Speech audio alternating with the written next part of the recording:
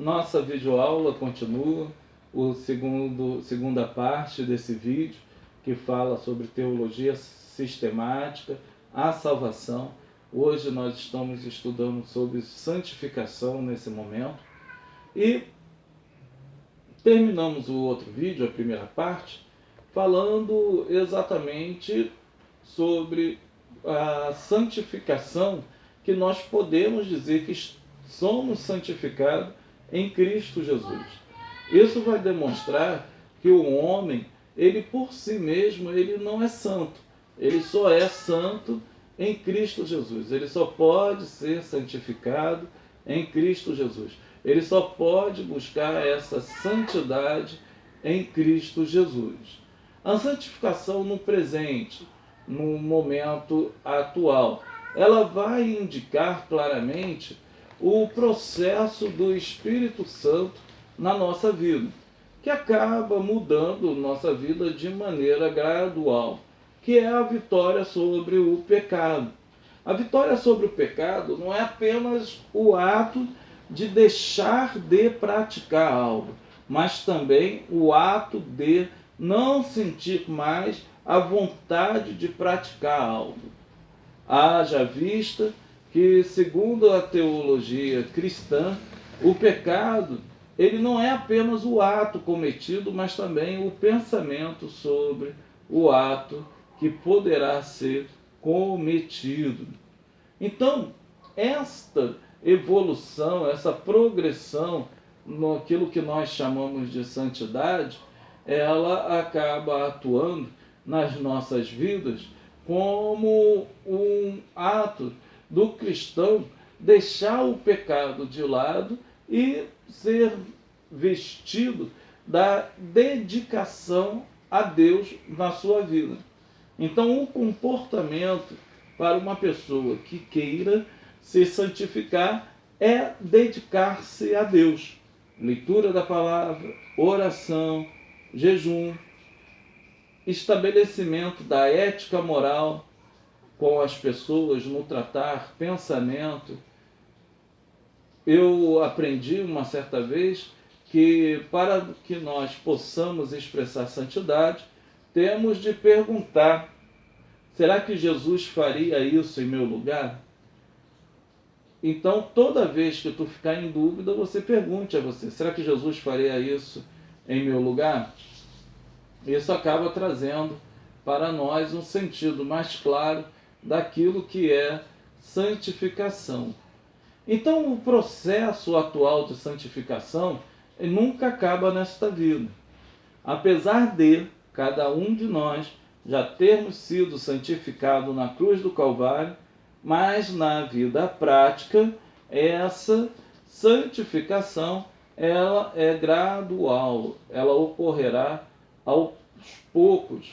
Ela nunca vai acabar esse processo de santificação nesta vida. Benjamin, ele escreve, as 13 virtudes, e ao escrevê-las, no final da sua vida, ele fala: eu escrevi, tentei praticar essas virtudes, contudo, nenhum dia consegui praticar todas elas. Sempre foi uma grande frustração. Contudo, a tentativa de me esforçar para poder cumprir tais virtudes me tornaram um ser humano melhor. Eu creio que esse pensamento também é um pensamento válido na teologia, quando se fala da santificação.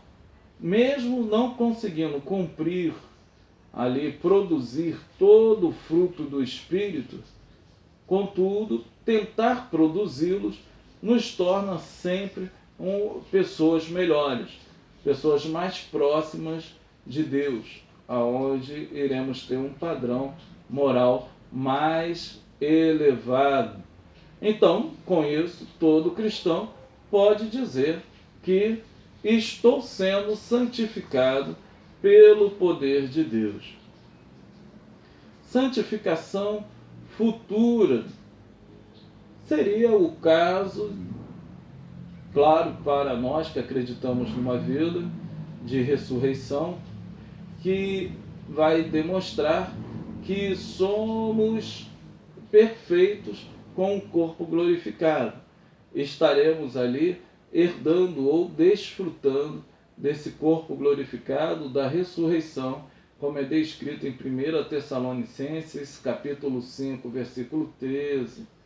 Então, na vinda do nosso Senhor e Salvador Jesus Cristo, o crente receberá um corpo glorificado, que esse corpo não estará sujeito a nenhum dos males deste mundo, desde o pecado até a corrupção, tanto a corrupção moral como uma corrupção física.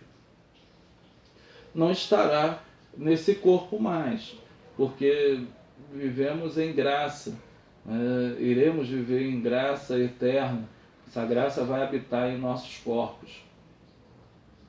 Então aí que a humanidade terá a sua santificação completa. Nós então seremos totalmente separados para Deus. Neste sentido, o cristão poderá dizer claramente que estará sendo santificado. Então, para aqueles que vivem debatendo numa guerra de discussão de ideias, que se a vida ela é capaz de ser muito santo nesse mundo, santo completamente, não completamente, então o cristão ele pode se expressar dessas três formas. Eu já fui santificado em Cristo Jesus, estou sendo santificado mediante a pregação da palavra, o lavar da palavra de Deus e o Espírito Santo, e serei santificado quando o meu Senhor voltar e eu tiver o meu corpo glorificado. Então, dedicação. Como foi demonstrado, a santificação também é o ato de estar separado de ou para Ele, né? Separado de pecado, separado de ausência do serviço de Deus, separado de não acreditar em Deus. E essa separação ela vai ocasionar o que é chamado de vocação para o serviço. Não temos apenas a vocação de sermos santos, mas temos também a vocação de termos o serviço de Deus em nossas vidas e passar a cumprir esse serviço aonde o nosso Deus possa enxergar em nós um ato de adoração por aquilo que nós estamos fazendo. Ou seja, aqueles que são separados para serem santos são separados automaticamente para o serviço. É impossível um crente não ser separado para qualquer serviço, seja ele quaisquer que forem. Purificação. A purificação já no Novo Testamento, que é o que nos assim mais interessa, ela vem por intermédio de Deus. Segundo a 1 Tessalonicenses, capítulo 5, versículo 23, aonde fomos chamados por Deus para uma santificação. E essa santificação é a atuação do Espírito Santo em nossas mentes, em nosso ser, para podermos ter o mesmo procedimento que Cristo teve nesse mundo. Assim, o nosso viver, ele fica repleto da glória de Deus e conseguimos manifestá-lo no mundo onde nós estamos. Isso é santificação. Ele também, essa santificação do ato da purificação, ela vai visar o serviço do sacerdócio espiritual, que assim fomos chamados. Primeira Epístola de Pedro, capítulo 2, versículo 5. Todos nós temos um sacerdócio a exercer nesse mundo, de intercessores, de anunciadores da palavra de Deus. E este serviço ele é dado mediante a purificação e elevação deste mundo. O outro ponto que nos traz a purificação é a palavra. João 17:17, aonde nós alcançamos tal lavar. E o Espírito Santo, que nos convence do pecado. Romanos 15:16. Contudo, a teologia cristã, ela gira sempre em torno do sangue de Cristo.